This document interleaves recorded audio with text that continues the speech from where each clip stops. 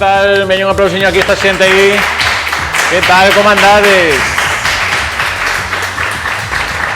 Estamos hoxe desde o quiosco Alfonso aquí na Coruña, desde Viñetas desde o Atlántico, o salón do cómic por excelencia en Galicia e parte da contorna mundial. Estamos tamén pois no Twitch aquí tamén, twitch.tv/recunchogamer. Hola xente que está de na pantalliña pequena, con outra edición de Recuncho Gamer Podcast, así unha edición un pouco especial verán, porque nos verán, estamos así descansando un pouquiño, pero entre xogos olímpicos e demais non paramos este agosto, pero moi ben. Temos aquí xa xente, mira, Farún sempre está aí na parte técnica dicindo, escoitas todo moi ben. Aquí a xente do quiosco, escoitades ben? Sí? Ben. Aquí ven ca cabeza que sí.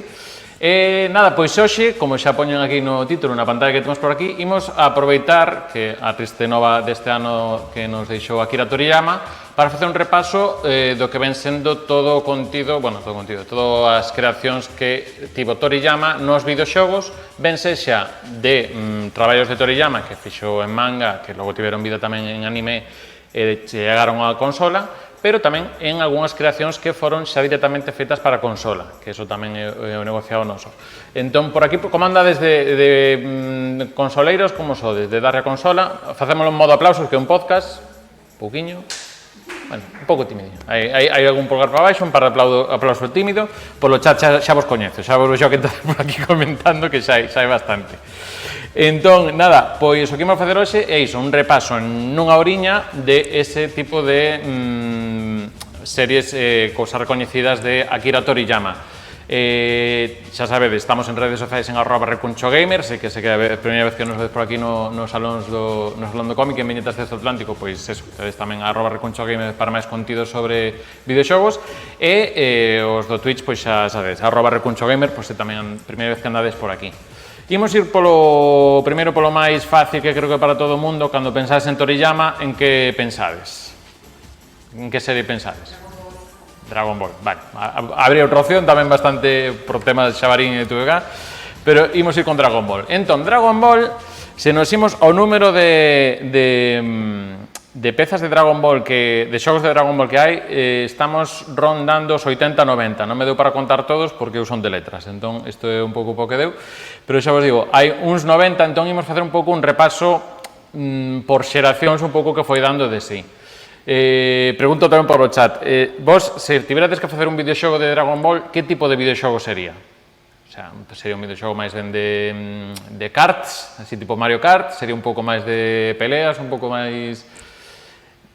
Digo porque é unha cousa que a principio parece moi lógica, que sería pois un xogo deso, de andar aí batendo, de ondas vitais e todo este tipo de cousas, pero os comezos, como estamos falando dunha obra que o primeiro videoxogo levou no ano 84, naquela época ainda non había Street Fighter. Entón, ainda non está moi claro que se podían facer videoxogos tipo Street Fighter 2, que era un pouco que sentou as bases para ese tipo de xogo de un personaxe con outro personaxe, aí a patada, puñetazo e golpe vario. Entón, os comezos de Dragon Ball son curiosos porque, aparte, temos, claro, aquí hai que diferenciar Dragon Ball de Dragon Ball Z. Temos que Dragon Ball tiña esa componente máis de aventura, de procurar as bolas do dragón, e demais, e logo Dragon Ball Z era todo un pouco, pois, batallas de 20 capítulos, que era un pouco o equivalente a Oliver e Benji cos partidos de 20 capítulos. Entón, había un pouco estas dinámicas. Entón, imos facer un repaso rapidamente con como comezou os xogos de Dragon Ball. Neste caso, pois, o material que ides ver aquí nas imaxes pola canle de Erix. O primeiro videoxogo foi un xogo de matamarciano, realmente. Íbamos con Son Goku na nube quinto, e aí vamos aí, pois, contra paxaros un pouco, non entendo moi ben en que argumento iba isto do videoxogo, pero un pouco o argumento básico, íbamos aí con Goku, creo que co bastón, pois dándolle un pouco os inimigos que aparecían por aí flotando. Mencionar sobre ese xogo anterior que é para unha consola que é pouco coñecida aquí, de feito saiu só no Xapón esa consola e creo que tuvo algunha saída en Francia, que se chama a Super Cassette Vision, que é unha consola que naquele momento pois, competía ca Famicom, que aquí coñecemos como a Nintendo Entertainment System, e que tamén competía naquela época ca primeira consola de Sega, que non era nin a Master System, sería a Master System 1, bueno, a SG-1000, que creo que é unha cosa distinta, SG-1000. Entón, ese primeiro xogo que estamos vendo de Goku era un matamarcianos do ano 86, eso, vista superior. En este caso, pois claro, ainda era Dragon Ball sen a Z para todo isto. Logo, xa, despois desta consola rara, pois ímonos ao que estamos vendo por aquí, que a moita xente dirá, pero iso é un pouco Zelda, pero lle meteron aí a Goku en vez de Link. Efectivamente, moitos dos primeiros xogos de Dragon Ball, sobre todo os que están baseados no primeiro manga, no de atopar as bolas do dragón e todo isto, teñen un pouco esa dinámica de xogos de rol tirando un pouco a acción, un pouco tipo Zelda, de investigar un mundo desde unha vista cenital. En este caso, eran casi todos para Famicom. Famicom, insistimos, é a versión xaponesa do que coñecemos aquí como Nintendo. Moitos deles quedaron no Xapón, pero unha cousa curiosa que vai pasar con moitos dos xogos desta época é que os poucos que saen de Xapón chegan a Francia, en algún caso deles, algún chega a España, que é unha cousa curiosa porque o anime daquela, o sea, o Dragon Ball en sí non estaba tan extendido en outras rexións do mundo, entón agora normalmente calquer xogo de Dragon Ball pois é un lanzamento mundial, versión Estados Unidos, versión, bueno, en fin, casi todos os recunchos do planeta, pero daquela época, nos 90, moitos deles quedaban simplemente en Xapón. En Francia tiña bastante pouso, e no caso de algún deles chegaba a España. De feito, o primeiro deles, perdade que non me vai a meter nos nomes de cada un deles como son, neste caso era Dragon Ball Shenlong no Nazo, e iso, era un tipo Zelda, algúns dos xefes sí que eran en perspectiva horizontal para loitar, en este caso iso, os que chegaban a Francia, logo algún chegou máis tarde a España, pero o xogo estaba en francés, pero viña cun manual de instruccións en español que facía un pouco guía de subtítulos, que é unha cousa que logo estamos seguramente máis acostumados de ver en Nintendo 64 cos Zelda, que é unha cousa que se facía que non viñan traducidos, pero viña cun libro de textos de traducción. E moitos deles, pois, varían un pouco o sistema de batallas que hai, nalgúns eran un pouco máis máis tipo acción, pero outros misturaban un sistema de cartas, de escoller cartas e loitar con enemigos que tamén tiñan un sistema de barallas. Que isto é un pouco o que hai moito en moito xogo de móvil agora destes de micropagos e cousas destas máis que non toca hoxe non toca os micropagos de momento, porque, bueno, Dragon Ball en algún momento creo que seguiu por aí, por esa dinámica. En fin, xa vos digo, hai como 4 ou 5 xogos de Dragon Ball para Famicom, xa para Nintendo, algún deles xa era Dragon Ball Z, pero mantiña esta dinámica de ser un xogo máis ben tipo RPG, de ir explorando o mundo e de ir loitando. Primeiros, de feito, un destes tamén deu o primeiro salto a Super Famicom, que sería a Super Nintendo, e que tamén iso, había varias secuelas e volvían ca mecánica de cartas. Imos saltar aquí un pouco nas imaxes para que vexades un pouco o cambio gráfico. Este creo que xa é de Super Famicom, porque ten, bueno, unha paleta de cores un pouco máis rica, ainda que este en concreto. Aquí está, isto xa estamos aquí con Super Famicom, e aquí xa no 93, no 92, Street Fighter 2, pois xa reventou un pouco o mundo dos arcades, sobre todo deste xénero de xogos de loita un contra un, e entón empezan a aparecer os primeiros xogos de Dragon Ball xa na época Z, porque tamén ten un abano de personaxes máis amplo, pois de un personaxe contra outra personaxe. Pois aquí temos a Piccolo e a Goku. Neste caso é un xogo que saiu tanto en arcade como en Super Nintendo, e volvemos ao mesmo. Neste caso, este en concreto tivo saída para Xapón, Francia e España. Creo que tamén tivo unha secuela, dúas secuelas, de feito. Creo que non chegaron todas a territorio europeo, pero, bueno, que houve dúas secuelas deste xogo de loita, pues, máis un tipo Street Fighter. Sí que teña unha particularidade que se afastaban moitas personaxes, como en Dragon Ball sabemos que o da física de poder levitar e flotar no aire, pois unha cousa que se manexa, pois tamén había ás veces como un efecto pantalla partida que para a época pois chamaba un pouco a atención de cando se separan moitos personaxes, en vez de quitar un zoom para fora, como pasaba en algúns xogos de Neo Geo, pois aquí pois partían a pantalla, entón hasta que vos volvades a topar. Naquela época tamén estaba presente a Sega Mega Drive e tivo tamén un título destas características máis ou menos semellante. Cada un tiña un pouco un subtítulo distinto, pois podría ser Dragon Ball Z, L'Appel du Destin, que era o, como se chamaba, de Mega Drive, que, de novo, ese creo que chegou a ter algunhas miñas mans para a versión de Mega Drive e creo que estaba en francés, non sei se en inglés, había as dúas opcións, pero chama a atención que era casi todo o que viña de Dragon Ball era prioridade francesa, o sea, quero dicir un pouco en plantación. É interesante porque logo tamén pásanos con outros, índonos un pouco de Toriyama, pasa tamén cos temas dos xogos de Shin-chan. Moitos dos xogos de Shin-chan ás veces os hai en territorio asiático e en España. Un pouco pola implantación e a popularidade dos, neste caso, o anime de Shin-chan, pois moitas veces o único territorio que chega é España. E neses ainda pasa agora, algúns xogos de Switch, o único sitio onde saen fora de territorio asiático sería en España.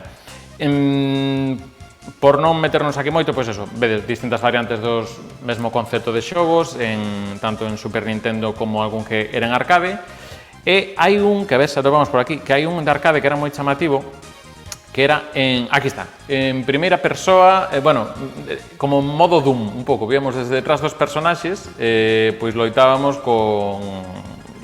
desde vista en primeira persoa un pouco raro, a primeira persoa desde moi cerca. Non sei que tal sería como movimento, pero bueno, era un xogo de recreativas. Non sei se exactamente tamén as mecánicas solamente tenía un pouco con machacar botóns, máis que, pois eso, facer medias lúas, estas cousas que se facían no Street Fighter. E logo tamén pois tivemos ports para Game Boy, que sobre todo aquí o que vai pasar cos xogos que saian para Game Boy Advance e portátiles de Nintendo, polo xeral, ese sí que va a manter o que estaba pasando en Nintendo, que son xogos máis de historia, con aventura, exploración de mundo, e logo no resto de máquinas máis grandes, pois as PlayStation 2 e todo iso, aí van a ser os xogos de loita máis clásicos, entendendo estilo Street Fighter, estilo Tekken e demais. Este que estamos vendo en concreto, tamén creo que é dos de Super Nintendo, chegamos á época PlayStation 1 e Saturn, e aquí estaríamos co primeiro dos de PlayStation, que era Ultimate Battle 222. Neste caso ainda eran personaxes dibuixados en dúas dimensións, pero fondos xa tridimensionais, daba un pouco ese aspecto un pouco máis variado de fondos e rotacións de fondo e demais. Sí que aquí estamos nun punto que ainda non se sabe moi ben a estética, que é un pouco un pastiche raro. Hai un que chama a atención, que é o primeiro deles, que é un que sai para Saturn, xa sabedes que eu tiro moito para Saturn. Este en concreto creo que é de Saturn Arcade, que tamén estilo Street Fighter, pero ves que xa a paleta de cores pois un pouco máis rica, máis tipos de cores.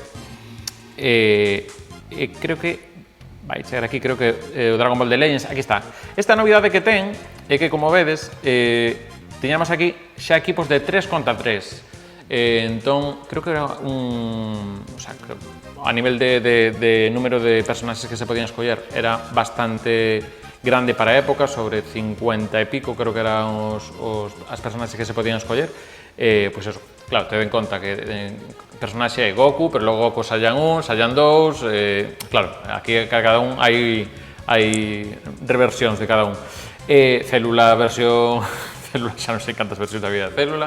En este caso, o curioso é que había como un sistema de loita por equipos que non era unha cousa moi habitual. Sí que algún dos xogos de Neo Geo, de Art of Fighting e demais, sí que tiñen xa este modo de loita por equipos, pero neste en concreto era un control incluso un pouco raro, porque era darlle para arriba para chegarse, atrás para afastarse.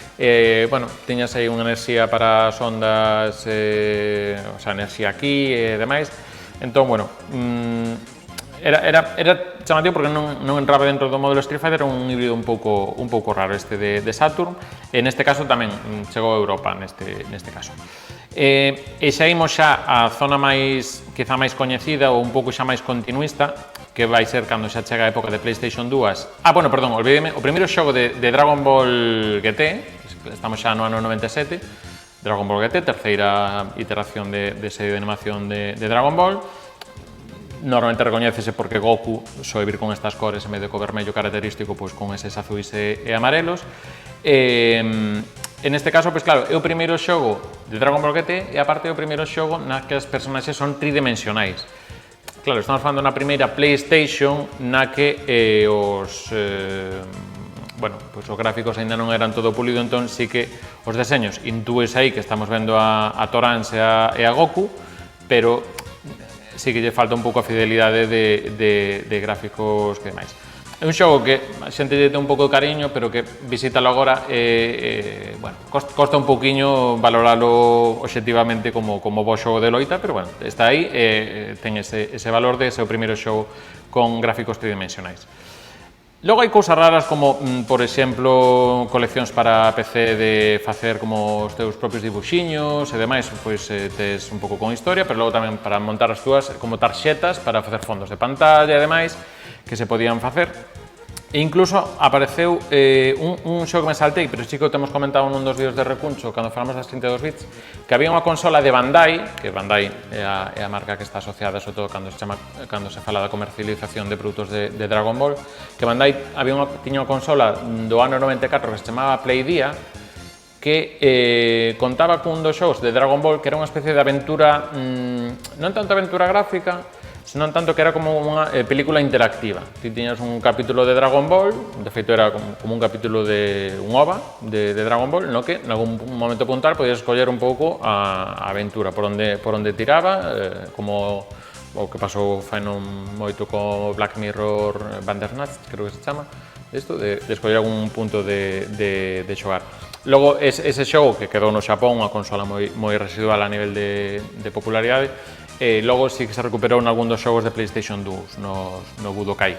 Precisamente puxemos ir para os Budokai, que isto xa foi un pouco o estándar, foi un pouco o FIFA dos Dragon Ball, porque a verdade é que empezou a ser Budokai 1, Budokai 2, Budokai 3, creo que había Super Budokai, logo Budokai Tenkaichi 2, o sea, era casi cada ano chegaba un Budokai, e aí xa xogamos un pouco con estética,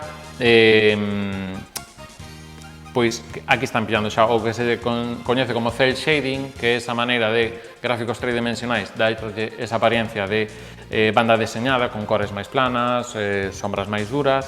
Pois sí que funciona moi ben, sobre todo creo que o Budokai Tenkaichi, o Budokai 3 é o que ten máis fama de que funcionará ben, e aparte iso, xa falamos de xogos de loita que polo propio material no que se inspira ten unha variante de loitadores moito máis grande que poderían ter un Tekken, un Soul Calibur ou moitos dos xogos da época. Logo estamos vendo aquí un que é Dragon Ball Saga, que era unha especie de beaten up, disto de ir avanzando aí con Goku polo mundo adiante, pois arrampando un pouco que podía, pero casi máis interesante os que había para Game Boy Advance, que tamén é pois un clásico xogo tipo Final Fight ou Street of Rage, que hemos neste caso cun Goku, que entendo que tamén da época GT, ou está inspirado no GT, no que íbamos avanzando por escenarios, batendo con inimigos, íbamos avanzando por aí adiante.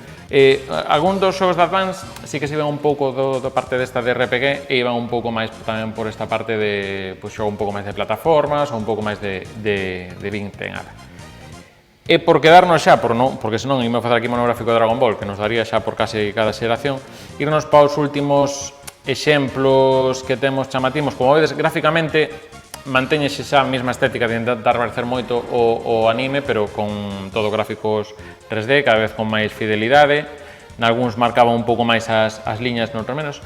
Xenoverse foi un intento un pouco raro, aquí estamos falando da época PlayStation 3, Xbox 360, na que aí sí que había como uns elementos de crear un mundo de historia a hora de explorar e demais, e incluso de crear varios, bueno, misturar un pouco a parte de loita que a parte de historia, que resultou un pouco daquela maneira. E logo, incluso tivemos xogos destos tipos de móvil de colorear, pillar, facer liñas con varias cores e faces un ataque. Se tiñas unha liña con 6 bolas de cor verde, pois mellor que unha liña con 3 bolas de cor verde. Entón, unha especie de Candy Crush ou xogo destos de unir cores, pero con personaxes de Dragon Ball facendo os ataques. Que isto, en case calquer franquicia, así que funciona un pouquiño, ten un xogo de móvil que poda tirar por un percorrido destes. E agora mesmo Dragon Ball The Fighters sería o xogo, digamos, referencia, que agora é un pouco dos que se xogan nos torneos de loita tipo Evo, donde, bueno, pois eso, donde hai torneos de Tekken, de Street Fighter, todo isto, pois o Dragon Ball Fighters sería un pouco estándar do que se está xogando ahora a nivel profesional cando falamos de eSports relacionados con xogos de loita. Xogo de 2018, que creo que aínda anda polo Game Pass, por exemplo, bueno, sería un pouco o estándar de xogos de Dragon Ball. Non sei se algún de vos ten xogado algún de Dragon Ball, algún xogo, a moitos, algún particular que digas que favorito?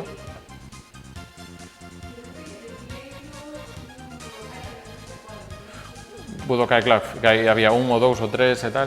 Sí. É que Budokai sabía tal. Eu creo que probei o 3, pero xa non sei se era Budokai Tenkaichi 3 ou Budokai 3 normal. Pero sí que tiñan iso que, bueno, pues intentaban fiar un pouco a trama con... Tamén pregunto polo chat, aquí que está aquí xente no Twitter mirando. Tamén era un pouco iso, de intentar fiar, e unhas veces como que expandían trama ou facían como unhas tramas paralelas. No Instagram sí que preguntamos se nos comentaran algún dos xogos de Dragon Ball. Creo que era por aquí, Diego Bouzón nos decía que o Dragon Ball Advance, que xusto era un destes que era tipo plataformas, que ibas con Goku, era o Goku de Dragon Ball GT, xa vos digo, e tamén era un xogo, pois, o sea, un pouco plataformeiro tipo Mario, pero con máis foco en dar golpe, patada e demais, pero bueno, que era un pouco ese estilo de xogo. É certo que en Advance, ao final, pois, eran xogos que visualmente, como ainda mantiñan esa estética 2D, pois, bueno, tiñan máis proximidade co material gráfico e tal. E tamén nos fala do Dragon Ball Kakarot, que creo que debe ser este mismo que está en pantalla, que creo que tamén é de 2020, e nada, está anunciado para finais deste ano xa aínda outro máis, que creo que é o Sparkling Zero, que Sparkling é a maneira de decir Budokai Tenkaichi, creo. Creo que ahora todo van a chamar Sparkling, ao que era antes Budokai Tenkaichi, porque en algún sitio que sí que era Kakarot. Mira, o Kakarot xusto era o que estamos citando, que este creo que tiña un pouco tamén de exploración de mundo, como que ibas aí voando con Son Goku, bueno, con quen che fose tocando por aí polo mundo adiante, e logo entrabas en batallas. O sea, un pouco unha especie de tamén RPG con, bueno, desto de ter encontros por un mapa e demais. E ata aquí creo que Dragon Ball, porque tamén se non vai nos dar un empacho. Se nos imos a outro material que existe en outros, neste caso en manga, que tamén tivo serie de animación de Toriyama, que é un coñecido por nós, teríamos que ir a Doutor Slump. Doutor Slump, pois, directamente, creo que temos aquí un vídeo, efectivamente, que isto comentámoslo no vídeo Recuncho Gamer, vai escoitar aquí un poquinho. Temos uns cantos casos ben curiosos. O xogo normal sería... Isto sería, primeiro, un xogo de... Doutor Slump tiñamos recoñecidos 4 xogos dela. Neste caso, este é un xogo de PlayStation 1, de ano 97, que sería unha especie de aventura gráfica que che metían minixogos aí para ir cumplindo. Entón, pois nada, era unha estética así que xa un pouco cel shading, con cores que intentaban imitar, moi brillantes, moi saturados, moi intentando imitar a serie. Esa animación de Arale correndo por aí. Pero que tamén tivemos cousas como este. Neste caso, pois, o xogo que quedou no Xapón, PlayStation 1, e, claro, Arale é un manga de 1980, que sería, digamos, o primeiro que pon máis no mapa a Toriyama, despois chegaría ainda a Bola de Dragón. No 83 e 84 xa tiñamos videoxogos de Arale, e este é un xogo que saiu para... Na que se intúe de cando mesmo a sintonía. Arcadia 2001, que era un microcomputador e demais. Quero que lembredes como era a sintonía de Arale, que era algo de... Vale, agora intentade escoitar o que está sonando aquí no vídeo este, e que cada vez que pasa algo aí na pantalla vais a cortar a melodía porque ten que sonar un efecto de son. Se xa é unha cousa... Cando non hai un efecto de son...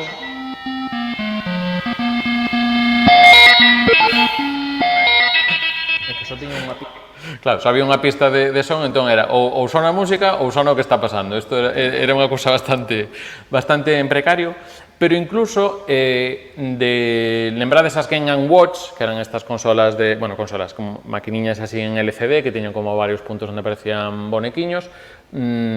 As Game & Watch eran de Nintendo, pero había varios océanos de outras marcas. Pois de Doutor Slump creo que houbo 2 de Doutor Slump, tamén, obviamente, mercado xaponés, e aquí ainda non nos chegara porque non se estreara Doutor Slump aquí na TVG, creo que ata 93 non se estrenara. De feito, esos xogos de Doutor Slump que chegaran aquí, destes que acaban de citar, non chegaron. Non sei se logo algún paramóvil pode que tivera chegado, creo que houve un máis paramóvil despois, pero en fin. E ata aquí nos quedaríamos co que ven sendo o apartado Toriyama, material de Toriyama existente noutros medios que chegou a videoxogos. Pero Toriyama tamén tuvo a súa historia directamente creando personaxes, deseñando mundos para videoxogos. Así que, se me permitides, vamos meter aquí unha sintonía para que parezca isto un podcast así con produción ben e demais, e separamos un pouco porque ímonos meter no mundo do Dragon Quest.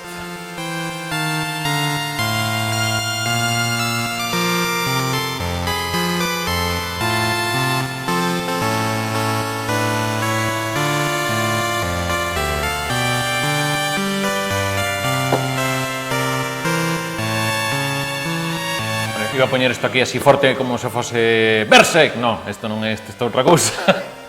Dragon Quest, que é unha saga naicida no ano 86, en este, claro, é curioso porque aquí vamos chegar nunha especie de loita paralela entre dúas empresas que agora son a mesma, que eran Enix e Square. Neste caso, Enix, pois no ano 86 creou un xogo de rol que se chamaba eso, Dragon Quest, e que contaba con deseños de Akira Toriyama. Deixa un momento que vou pasar aquí a diapositiva. Xa vos digo, é unha franquía que agora mesmo ten percorrido, creo que son 11 edicións numeradas, está anunciada a 12, naceu en Famicom, un pouco, que realmente bastante parello a nivel de acabado gráfico. Neste caso, primeiros xogos en Famicom, algún deles ten chegado a Estados Unidos, pero con nome de Dragon Warrior en vez de Dragon Quest, temas legais e este tipo de cousas, pero sí que o deseño das personaxes corrían a cargo de Toriyama. Que pasa? Que como estamos falando de personaxes de pixel, pensade que é unha cousa parecida ao Zelda ou incluso o Goku que estamos vendo aí, pois que claro que a traslación do deseño que se facía a man a como chegaba logo ao pixel, pois bueno, pues, isto podría ser Toriyama, pero podría ser bastantes outros autores, pero sí que crea un mundo, unha serie de caracteres que se van mantendo no ideario, pois son unha serie de inimigos que non lembro agora o nome, pero son como unhas pingas de auga, que son, non sei se sabes o nome. Non, bueno, creo que son como glúbulos ou glúbulos, unha cousa así, o sea, unha cousa moi onomatopeica, e sí que pois é unha saga que lle costa sair de Xapón, hai algúns intentos con Super Famicom, en Famicom, Super Famicom, e o número 7 pois sae en PlayStation, que aí xa tamén fa un pouco o camiño que está facendo Final Fantasy VII, pero un pouco distinto. Neste caso, en vez de facer personaxes poligonais e fondos en 2D, fixemos res, personaxes en 2D e fondos poligonais, un pouco estilo xogos como Grandia, Alundra non sería o caso, pero bueno, tipo Grandia, os Shining Force de Saturn e demais. O que pega o gran salto e que logo sí que eu creo que o máis recoñecido a nivel occidente sería o número 8, Dragon Quest, que aquí en España chegou como Dragon Quest el periplo del rei maldito, que é un xogo que está bastante ben. Nesta, as dinámicas sí que son xogos que son un pouco máis conservadores que os Final Fantasy a nivel de que o sistema de batalla é un pouco máis constante. Final Fantasy te gustaría, pues, agora metemos uns tempos para atacar distintos, agora non, agora un pouco máis de acción, tal. Estos son un pouco máis claros, que aparte era, creo que, vista en primeira persoa dos inimigos que tes diante, faz acción e animación de atacar. En fin, cada un son tamén mundos polo xa independentes, hai historias independentes, personaxes protagonistas independentes, pero con unha serie de cousas que se manteñen nos mundos, como por exemplo este tipo de inimigos que se van repetindo e demais. Xa os digo, un dos que mellor funcionou a nivel de Occidente foi o Dragon Quest 8, o 11 creo que tamén. Logo pois apareceron algúns dos personaxes no Super Smash Bros. Ultimate, que para min ese videoxogo, o sea, porque aí sai todo aí no Super Smash Bros. Ultimate. E a verdade é iso, pois bueno, é que é irrecoñecible, o sea, é inconfundible, perdón, quero decir, ver personaxes aquí porque dis, non sei, a min pásame contaría máis veces que digo, pero este é un capítulo de Goku que me perdín e entón aparecía un pirata ou é tal, dime por aí pola cabeza que sí, pero sí que, bueno, é un estilo inconfundible e tamén, pois iso, tamén cos seus bichos extraños, porque eu estou lembrando en Dr. Slump que habían os Guppy Puppy estes, que non me acordo ben como se chaman, pero estes personaxes salados e demais. Aquí temos as gotas estas que falan, noutros temos unha serie de diaños así como moi característicos, que creo que teño o vídeo por aí, en algún momento aparecerá por aí, pero bueno, imos saltar, se logo aparece Dragon Quest, vamos a ver. Pero iso, isto colaboración con Toriyama e Enix ao longo desde o ano 86 ata, pois, casi ata os nosos días de agora. Enix por unha parte. Por outra parte tínhamos Squaresoft, que era a que facía Final Fantasy, que empezou un pouco máis tarde, por Final Fantasy, un ano máis tarde, e que tamén lle costou un pouquiño tamén o tema desto de que funcionaran fora de Xapón. Ben, é certo que unha vez que chega a PlayStation 1 a Final Fantasy 7, pois aí xa rompeu as barreiras e cada Final Fantasy era un evento internacional a nivel de publicación, pero polo camiño, na época Super Nintendo, Hironobu Sakaguchi, que era o creador e director da saga Final Fantasy, pois con Square intenta buscar outro novo RPG que intente sentar pois, as bases de, bueno, de darlle unha volta fora dos Final Fantasy, e aparece unha cosa que coñecemos como Chrono Trigger. E Chrono Trigger, que creo que sí que é o vídeo que estamos aquí pendentes de ver, conta con deseños de Akira Toriyama, e non só iso, houve varias versións de Super Nintendo, tamén logo chegou a PlayStation 1, e claro, incluso na versión de PlayStation 1 temos unha introducción animada de Dragon Quest. E aquí estades vendo imaxes que volvemos ao mesmo, inconfundible Toriyama, que algún aparece, ese eu pensei que era Pam, desde Dragon Ball GT. En este caso, pois, volvemos un pouco ao mismo, que claro, temos os deseños nas portadas e demais, pero sí que logo no xogo, cando vexamos aquí as imaxes, pois sí que perde un pouco a traslación, porque iso, estamos falando de xogo Super de Nintendo, sigue sendo un acabado pixelado e demais, pero iso, un xogo moi aclamado, creo que dos que máis cariños se teñen da época Super Nintendo, máis alá dos propios Final. Tamén está en Illusion of Time, o Secret of Evermore, me dirá alguén por aquí tamén, pero iso, contaba con animacións, e máis, creo que isto era con Toei tamén, que Toei tamén participa en algún videoxogo máis, pero claro, unha maneira de darlle vida a personaxes que logo visualmente non eran tan visuais, tan espectacular no acabado, pero vese que o mundo estaba ben pensado e traballado, aínda que logo en consolas como Super Nintendo pois non resulte todo o visualmente atractivo que poida ser. Neste caso, Chrono Trigger, como os dicía, Super Nintendo saiu 95, tuvo conversión para PlayStation, que esa sí que xa non lembro se quedou no Xapón, chegou a ver aquí, pero en calquera caso, por se alguén o quero probar por vías legais, agora mesmo tedelo en Steam, tamén con un pouco de remozado, de este gráfico.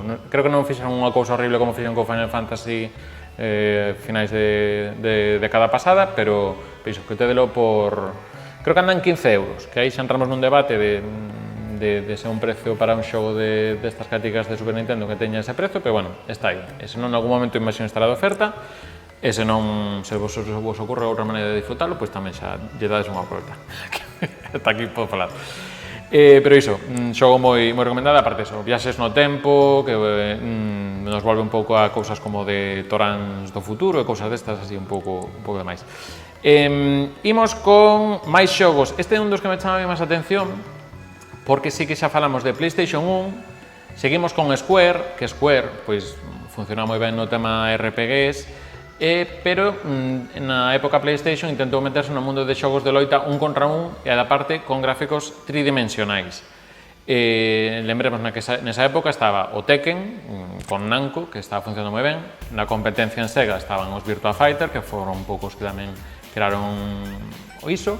É certo que nesa época xa os xogos de loita en 2D estaba Neo Geo cos Art of Fighting, King of Fighters, Fatal Fury e tamén o que iba aguantando Street Fighter, pero ben é certo que Street Fighter 3 no seu momento pois non funcionou como funcionou, non como debería, ainda que bueno, pídese moito polo 3, pero bueno, non cedeu terreo con respecto a estes xogos máis modernos. Entón, Square quería sacar un xogo de un contra un, e o deseño das personaxes encargoullo a Toriyama. E agora estou dándole clic aquí a un sitio que non era, aquí. Sí. Soul Calibur, sí, Soul Calibur sería 99, así que hai o anterior que o Blade, o Wedge, según se dan tal, que tamén era Namco, o sea, Namco realmente en PlayStation era o que defendía o do 3D, e logo Sega sí que tiña os Virtua Fighter, tamén algún máis Fighting Vipers, las Bronx. O que pasa que iso, como a Saturn foi como foi no resto do mundo, en Xapón ainda aguantou, pero tal. neste caso, estamos vendo xusto unha das personaxes que fixo Toriyama para este xogo, creo. No, imos ver este propio xogo, así. Chamábase Tobal. Tobal, que é unha cousa curiosa que ímoslo ver un pouquiño. Tobal era un xogo, a primeira parte e a segunda parte. O que chamou a atención do Tobal é que ano 97, xa a PlayStation levaba 2 anos de vida, pero optaron por baixarle un pouco a carga gráfica. Normalmente o que se facía aquí un pouco para disimular que faltaba a parte gráfica, pois metíase texturas para que parecera que tivese máis detalle ou aquí. No, aquí os personaxes non teñen case ninguna textura, salvo igual na cara, que pode que teñan o tema dos ollos e demais. Si é certo que naquela época vendía moito o que ven sendo a estas escenas cinematográficas así con gráficos renderizados, un pouco estilo Toy Story, por simplificar un pouco como sería o couso. Entón, claro, aquí nesto sí que apreciamos certo toque Toriyama, pois, bueno, nos acabados, un pouco se nos imos a Dragon Quest, pois tamén vai aí. E argumento de sempre de calquer xogo de loita de un contra un, organizas un torneo de loita, non sei que, veña, os mellores de todo o mundo, barra reino, barra o que sexa neste caso que nos presentan aquí, para alcanzar o poder. En particular, mentras empezamos a ver este xogo, aparte de ter o modo un contra un, que agora veremos, contaba con un modo que era como unha especie de mazmorras, alxubes, creo que eran procedimentados, o sea, que xerabanse aleatoriamente, pasa que eran moi básicos, era casi como mapas de Dooms en solo pasillo. Neste caso, o Quest Mode, que chaman aí. Entón, claro, aquí se ve o de Toriyama en seleccionar personaxes nas ilustracións que temos arriba. Agora, cando vemos todo isto, bueno, pois é o acabado que é un pouco, como chamo eu, personaxes de papiroflexia, o low poly, que ten o seu encanto agora, pero sí que perde un pouco a traslación do traballo que igual fixo Toriyama cando chegamos a isto. Pero o que ten bo é que naquel momento sí que rendía a 60 fotogramas por segundo e creo que era unha resolución maior da que normalmente corría a PlayStation, o sea, era no modo máis alto de resolución de PlayStation, co cal, aínda que no acabado visual non este super pulido, sí que rendía moi ben o xogo a nivel de animación e máis. Logo, sí é certo que é un pouco non chega ao nivel de mecánicas de Tekken ou os Soul Calibur, Soul Edge que mencionaba por aquí Sammy, pero iso, que bueno, que un xogo curioso me chama a atención, sobre todo polo Quest Mode, porque era como super infinito. De feito, sí. Van ter o Tobal, vale, pois aquí ás 5 da tarde, pasados, é aquí nesta mesma sala, non? No quiosco Alfonso, no segundo andar, pois a xente de Legión Gamer vai ter aquí o Tobal, e imagino que algunha cousa Dragon Ball caerá, porque habendo 90 e pico xogos, mas o sea que non cae algún. Pois iso, pois un xogo curioso, sobre todo o 2, creo que naquele momento tiña o récord de número de personaxes, creo que eran 200 personaxes. Que pasa? Hai trampas, creo que hai algún personaxe que é personaxe e logo personaxe translúcido, que polo que sexa, non sei que palabra lle poñían, pero era así. Pero bueno, é un xogo curioso, deseños de Toriyama, incluso, non sei se traballou tamén algún, aparte das personaxes, non sei se tamén o tema de historia e mundo tamén era del. Xa os digo, non foi un éxito, pero tampouco é... Hai morralla en xogos de loita, este non entraba dentro da morralla dos xogos de loita de PlayStation 1. De feito, os que coñecedes moito a Toriyama, sabedes que Toriyama, de alguna forma, ten como unha maneira de retratarse ou de autorreferenciarse nas bandas deseñadas ou nas creacións que fai, que é unha especie de robotiño, non sei se robotorio ou como se chama. Pois neste Tobal, que agora imos intentar pasar para a seguinte, aparecía el tamén como personaxe desbloqueable, e entón aí o tedes, dando do lindo, pois a representación de Toriyama no propio xogo. Entón, bueno, que eu creo que dos máis logrados ao final, porque sí que se recoñece bastante co poligonaxe e aparecía neste Tobal. Aproveitamos para xente que anda por aí polo Twitch, se queredes comentar algún xogo que coñezades de Toriyama que queredes para comentar un poquinho máis, pois tamén vos lemos agora en nada e tamén teñamos aquí polo Instagram aberto. Imos ir co seguinte xogo que xa nos leva, mira, e que ao final Toriyama estivo cos Dragon Quest, que eran de Enix. Lembramos que falamos antes de xogos de Square, como este ou como o Chrono Trigger, pois tamén co Chrono Trigger ten relación con Hironobu Sakaguchi, que lembramos que era o que leva a franquía Final Fantasy. Hironobu Sakaguchi desvencéllase de Square despois do Final Fantasy IX, o 10 xa non pertence a él, e empeza a traballar con Microsoft con varios xogos. Un deles era o non me vai sair agora, era un RPG, Last Odyssey, que era un RPG que tamén tiña banda sonora de Nobuo Uematsu, que era un dos clásicos que estaba facendo tamén a música de Final Fantasy. E Last Odyssey é un dos xogos que fai pois eso, Hironobu Sakaguchi con Nobuo Uematsu para intentar tamén que Microsoft despegara un pouco no Xapón, porque é certo que lle gustaba un pouco. Sí que é certo que ese Last Odyssey ten unha estética, podemos chamar un pouco máis occidental do que igual, bueno, un dos Final Fantasy tamén se foron occidentalizando un pouquiño, pero noutro intento de Microsoft, xa ca Xbox 360, foi a de intentar sacar un xogo con Hironobu Sakaguchi, que é do Final Fantasy, música de Nobuo Uematsu, e os deseños corren a cargo de Akira Toriyama. Estou a falar do Blue Dragon. Imos ver unhas imaxes do Blue Dragon.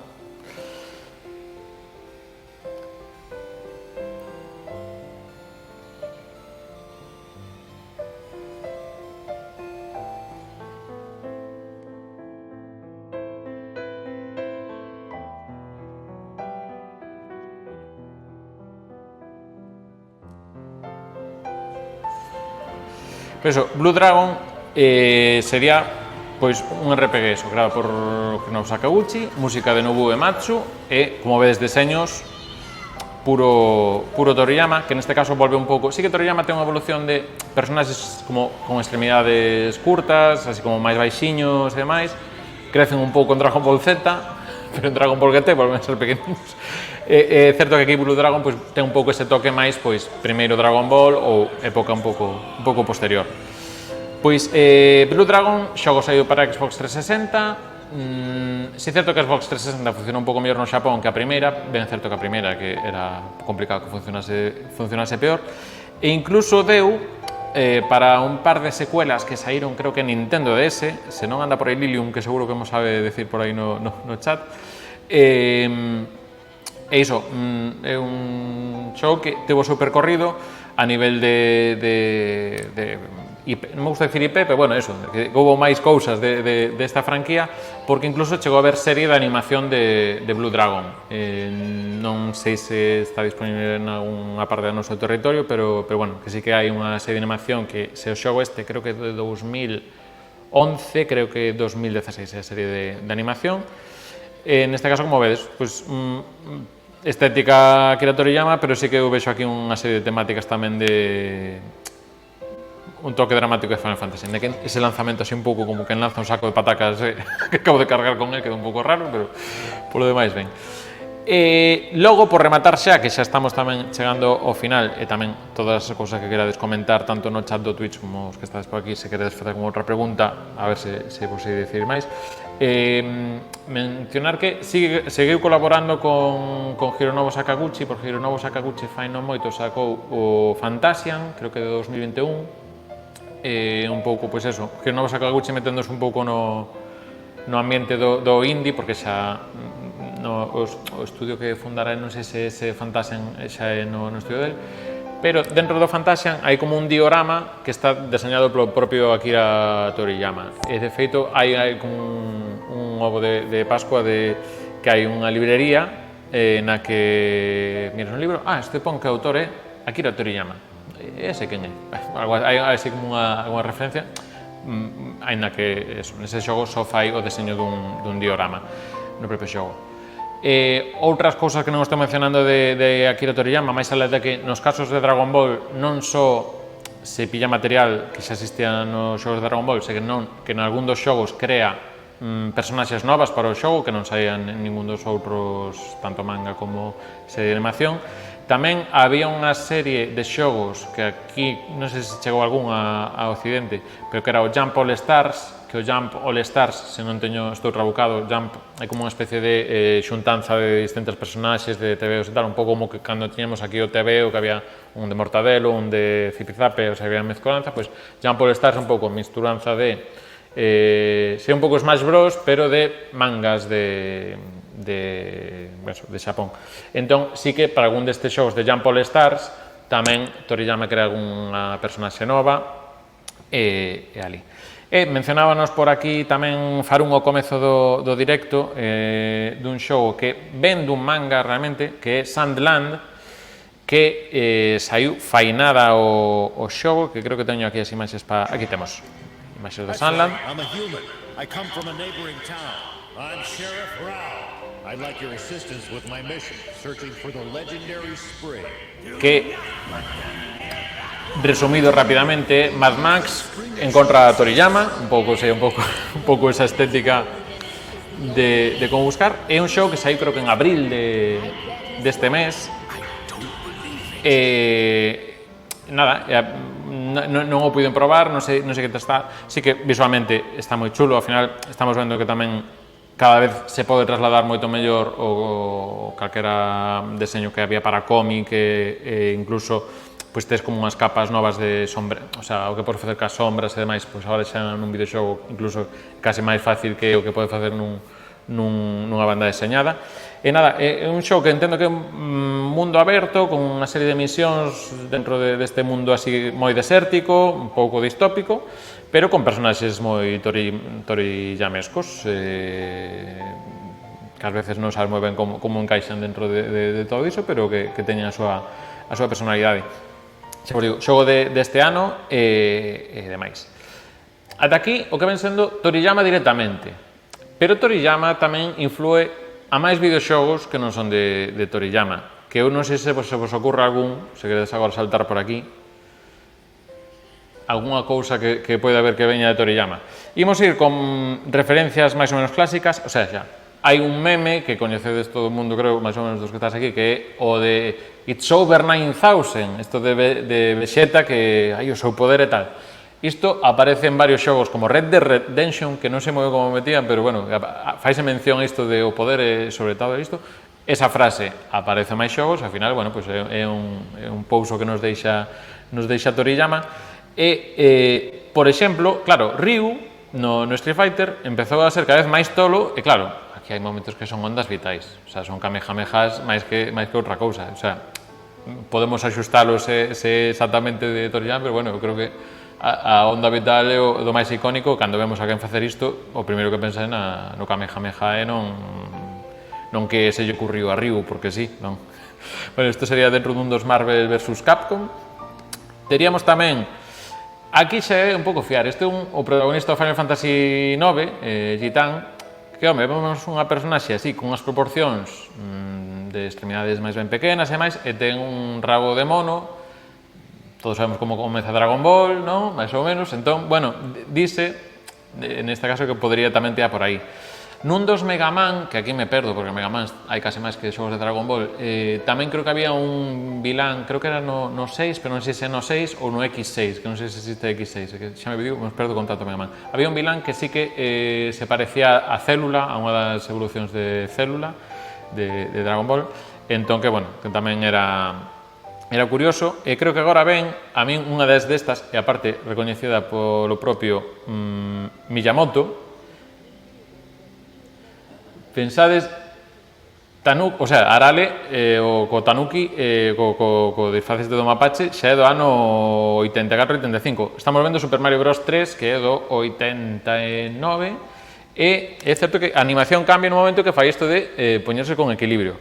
O propio Miyamoto dixo que se inspirara nesta maneira de equilibrarse na animación de Arale e demais. E é certo que eu creo que unha cousa de correr de pequenos que dices, cando corro cas máis así en aberto é como que son máis libre, como que non sei. Entón, bueno, isto está recoñecido polo propio Miyamoto que iso é unha animación que podía ser todo normal, pero no momento, cando pillas velocidade, fala así.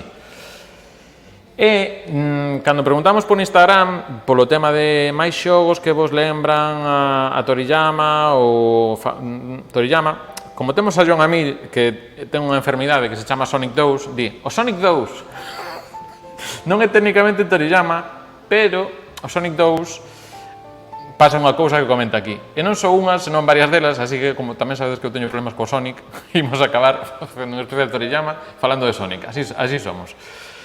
Empezamos con Arale. O logo de Arale, cando no opening, pois hai un momento que aparece aí saudando nunha especie de emblema circular azul e cunha banda vermella por abaixo, igualiña case que o do Sonic.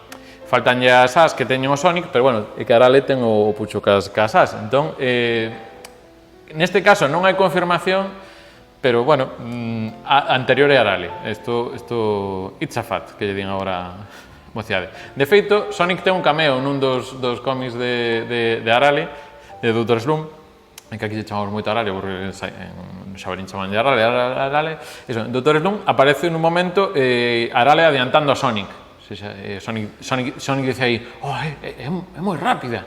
Tal. E aquí esta, a máis obvia das de Sonic, que se base en Toriyama, isto de sempre, imos ver. Desde o Sonic 2 hai unha cousa que se chama Super Sonic, que consiste en que se volve loiro, que é un Saiyan. E quen precisa para conseguir volverse loiro Sonic? 7 esmeraldas do caos, como 7 bolas do dragón. De feito, no do Sonic 1, que ainda non se pode convertir en isto, había só 6. Dixeron, vamos poñer 7 e agora que se volva superpoderoso e demais.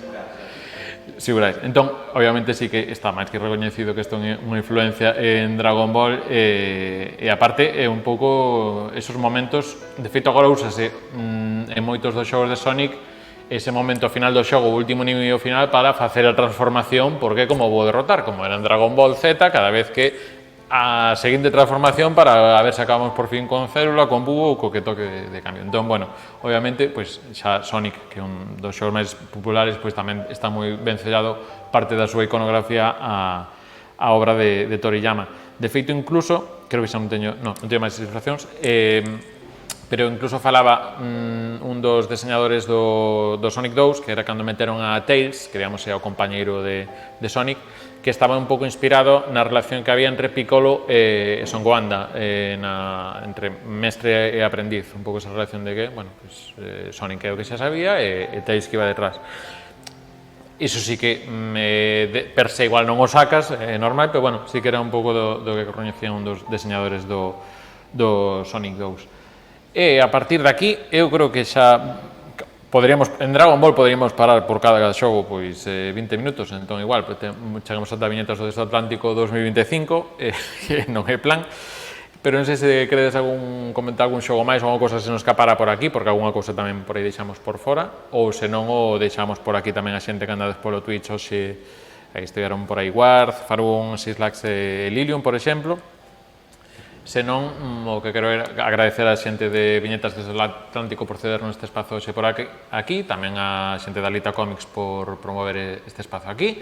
Lembrade que ás 5 da tarde, se andades pola Coruña, pois tedes aquí videoxogos de Toriyama grazas a xente de Legión Gamer e tamén pois moita máis outra programación dos 2 días que ainda quedan de Viñetas desde o Atlántico aquí na Coruña. Así que, nada, animo vos tamén a que pasedes e tamén a descubrades onde está subido Spiderman este ano, creo que do ano pasado, pero bueno, vos vide onde está. E polo demais, nada, en Recuncho Gamer, @recunchogamer, pois podedes seguir vendo máis contido sobre videoxogos. No YouTube temos pendente unha serie de vídeos sobre os Xogos Olímpicos que fixemos aí un par de directos. En nada, se non pasa nada, o 29 de agosto é o Día Mundial do Videoxogo. En principio, imos ter aí unha cousiña preparada para ese día, así que pendentes tamén a @recunchogamer, que vos iremos contando en canto antes poidamos. E polo demais, nada, pois bo verán a que vos quede ainda a parte de verán para disfrutar por diante, e graciñas a toda a xente que estades por aquí, un aplausiño para vos. E tamén un aplausiño á xente que está por aí no chat. Damos por isto por despedido, non sen antes, deixame que poña aquí a sintonía de despedir, que parece que somos un podcast. Isto sempre é moi importante, parecer que somos un podcast, parecer que somos algo, vale? Nada máis, graciñas, vémonos na próxima. Veña, música de despedir aí.